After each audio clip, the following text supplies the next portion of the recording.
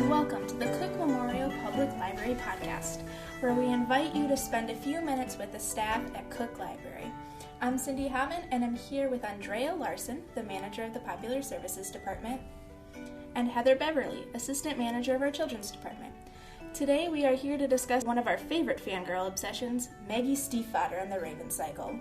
The final book in the series, The Raven King, was released on the 26th, and we're excited to talk about the series as a whole.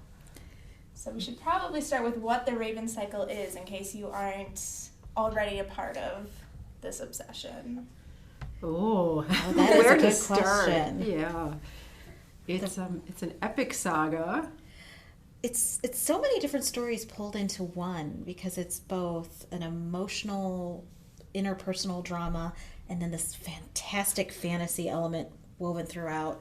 And then there's like old British folklore woven throughout too. So, Yeah, absolutely. And I think it's interesting because it's a group of teens that are interested in all of this. Like, it's not the group of people that you would expect who would be searching for a dead king from centuries ago, a dead Welsh king. So, and so you've got this fantastical element going on, but you also have the real human interactions happening between this group of 5 friends. So there's a little bit of romance, bromance going on too. Got a little bit of everything. yeah, and there's also that supernatural bent throughout it as well. Yes.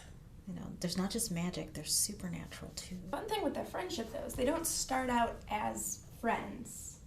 They start out, some of them do, but some of them don't. So you get this continual, angst throughout it as they work on developing their friendships and whatever else comes when you have a group of 5 people who are teenagers and being teenagers. Yeah, and all of them are very unique, quirky teenagers too. And it's for the benefit of our listeners who haven't read the series, it's 4 guys and a girl. So that's an interesting dynamic too with her. Blue Sargent is the main character, so she's the only girl in this group, and she has to be accepted too. They have to kind of get to know her. And what I love is they kind of forego the typical love triangle throughout this. So there's romance, but there's not no vying or tension of I love her, but no, I love her. There's none of that. It's, it's very unique in that aspect. It is. Although it does get into that a little bit, but it doesn't hammer it like some books do. True. Yeah. But isn't the plot point for the next 3 books? No, it's nice and subtle, and I like the subtlety of it. Yeah. The Raven Cycle is 4 books now. It's a 4-book fantasy series by Maggie Stiefvater. It starts with The Raven Boys and then goes into Dream Thieves. The 3rd book is Blue Lily. And the 4th book, which was just released, was The Raven King. So in the interest of full disclosure, I will disclose that I've actually only read The Raven Boys. How about you guys? Well, so far I've read all 3 of the earlier books, and some of them multiple times. And I'm in the middle of Blue Lily right now, so can't wait to finish that and jump into the last one. Blue Lily Blue. Oh, that is You're right. totally right, aren't you? Just in case Maggie Stiefvater ever hears this. We love you, Maggie. Sorry. Yeah, actually, and I have listened to these books. Will Patton is the narrator, and he does a fabulous job. So this is also a great audiobook series to pick up.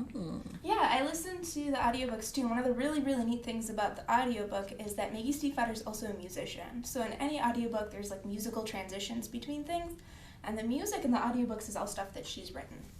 So it's kind of like a layered experience then. She's an incredibly talented woman because not only did she write these books, but then there's the musical aspect, and then she's an incredible artist.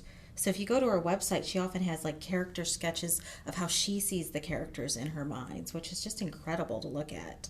Yeah, I love to see those sketches. And she also has for sale, I think it's on her website, a set of tarot cards. Yes, Did you that's see that? right. And it, to tie that into the books, the main character Blue, whom we mentioned before, her mother is a psychic, and her mother's she lives in this family of psychics, and they do card readings at the house.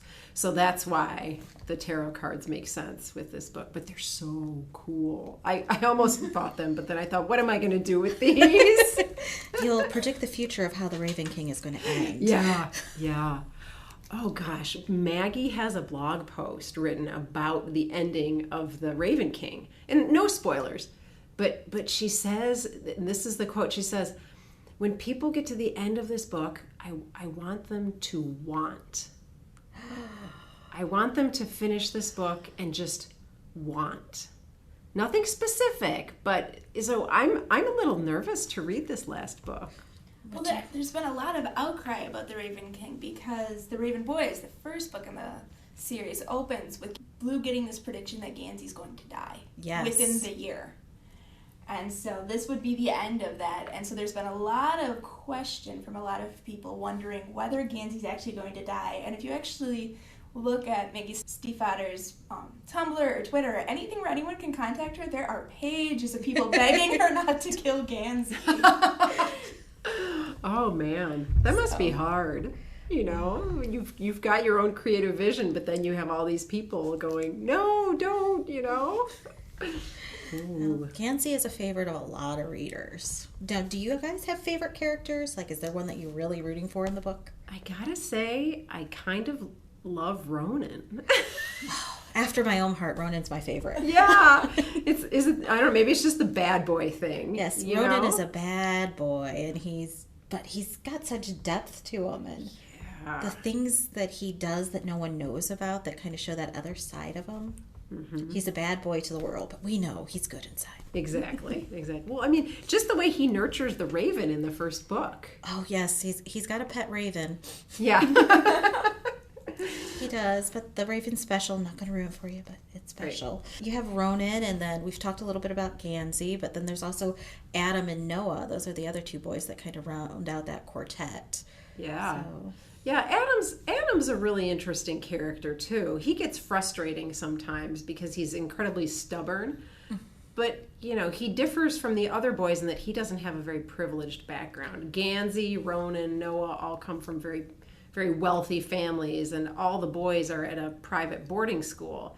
But Adam, he's a local and he's a scholarship kid, so that really changes his view on the world, and it gives him some interesting depth too.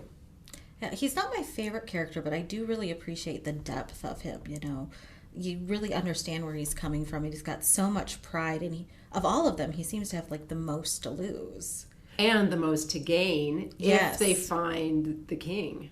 Yeah, they're on a hunt for an old Welsh king. Yeah. One of my favorite characters is actually Gansey. Best way to describe Gansey is he's on the outside. He looks like that typical rich boy that he gets away with everything and can charm anyone with his looks. So much so that when Blue initially meets him, she hates him and calls him cell phone president because she knows that someday he's going to be president, and he just like talks on his cell phone at inappropriate times. Yeah, I forgot about that description. That is a perfect description of how Gansey looks. But on the other hand, Gansey's got this great interest in archaeology and old folklore and history. And he's the one that really brings the whole group together. He's like the cornerstone of the group. Without him, they all fall apart. Yeah. And he's kind of like Dad. You know, he's the one who's always looking out for the other boys, and he's always trying to make things better and getting for them them. Out of trouble when gets them out of trouble. Yeah. And sometimes they resent his help. They don't want it, but that's still his role. So and you get this very clear feeling with the group that if Gansey weren't there, like you said, it wouldn't exist. Like these kids never would have been friends if it weren't for Gansey. That's true. And he's kind of that dynamic between. I think in Dream Thieves they do talk about how Gansey kind of selected each one of them and pulled them into his group. You know, he saw there was a need and he could help them with that need. We've shared no love for Noah. Noah is awesome, but Noah is quiet. Noah is the observer. Noah is a mystery. Noah's an enigma. Noah was probably one of my favorite aspects of the novel, I will say. Maybe not my favorite character, but I love what she does with Noah. Well, and I love the adjective that she always uses to describe him, which is smudgy. Yes, he's a very smudgy individual. We can't say any more than that, or we'll start giving things away. He just reminds me of a Peanuts character. Totally. Yes. Like Pigpen. He's Pigpen. Like, Yeah. follow him. Yeah, exactly. And I think one of the great things about the Raven Cycle in the whole is Maggie Stiefvater, the creator of the whole thing. And she's really involved. I think we've talked about that, like her multi-talents, both with the books and otherwise. Probably one of my favorite things about Maggie Stiefvater is how responsive she is. You'll continually see, if you go on her like Tumblr or Twitter or any of her social media, fans will send in questions, and even if they're maybe not the most intelligent or well-written questions, she responds, and she's usually relatively kind about it. Yeah. Her blog is just like a wealth of knowledge in there and insight. She'll share about writing the story and just what's going on. In addition to the art and the music and the writing, she's also a race car driver. There's nothing this woman can't do. So I get very amused when I read her post about off-roading in her souped-up vehicles. Yeah, no kidding. I think yeah, she fixes her own cars too. She does. Oh yeah, she is a gearhead for sure in her Subaru. But she's also, you mentioned something else that was interesting about her. She's funny. Like she really funny if you follow her on social media. And the books have a good sense of humor too. Yeah, they really do. There's it's serious, but there's this fine thread of laughter throughout. Mm-hmm. Yeah. It's not one of those like haha, books that is meant to be funny, but it's a good underlying sense of humor. Yeah. Yeah, it kind of has like all of the different tones that you can put into a book Mm-hmm. in it at different points. Yeah, and I think Blue is the funniest character, actually, the female character, and because she's always got this kind of sardonic wit about her. Yes. and she's always ready to take the rich boys down a peg. It's fun. She is not afraid to make fun of anyone. No. Which is fabulous. So Maggie Stiefvater has also written a really, really famous other series that starts with, it's the Shiver series. Yes. But it never received the same, and she even admits this herself, it never received the same fan embrace. So why do we think, like, what's behind all of the success and the embrace of the Raven Cycle? Maybe it's because it's so unique. I mean, Shiver came out during the whole werewolf supernatural trend, werewolf vampire kind of thing. Yeah, I think it suffered from poor timing because those books are very well written, and she does a whole original take on the werewolf cycle. So I think it was more bad timing. But at the same time, the Raven Boys, it's just so different. You can't really give it a genre because it's kind of jumps between all of them. It's like nothing you've ever read before, and then wrapped up in this really gorgeous writing. Yeah. I mean, she's so descriptive and, lyrical. There's like a dreamlike quality to a lot of what she writes. Mm-hmm. I would agree with that. And yeah, I think it is. It's that it's so unique. Truly, there's nothing quite like this out there. Yeah, and I think one of the great things with the world is it's a fantasy world, but it's also a contemporary now sort of feeling to it. Mm-hmm. And it's like she's walking down a street and she can see all these corners and acknowledges that they're there but never turns down them. So you get this really, really rich world, but there's all these corners that you could go to fandom-wise if you wanted to explore more. Mm-hmm. That's true. She gives you a lot to work with. Yeah. It reminds me of J.K. Rowling, actually. When you said that, I was thinking, oh, the series with more corners than any. I don't know. I think Raven Cycle might almost give a run for the money. I think, yeah. It's one of those things where, because it seems like J.K. Rowling is able to expand infinitely upon the Potterverse. And you could say the same for this. I mean, if she wanted to, she could take these books into so many different directions in the future. Except she wants to leave us wanting. Right. In her own words. Yes. So I don't know. And actually, a lot of people are just going to be plain wanting this book because Amazon is sold out right now. The Raven King is sold out. It's backordered. Thankfully, we have it at the library. We do have it at the library. And some of us have also ordered signed copies with doodles by the author. So once they come in, we'll have to post some pictures to our website so that people can look at them. Here's a fun thing. Maggie Stiefvater actually visited us at Cook Library like about 4 years ago. And all these things we're saying about her, about how funny she is and how talented she is, it's all true because she was amazing in person. And it was just like, it's like you knew her forever. She was so comfortable, so open, really great to talk to.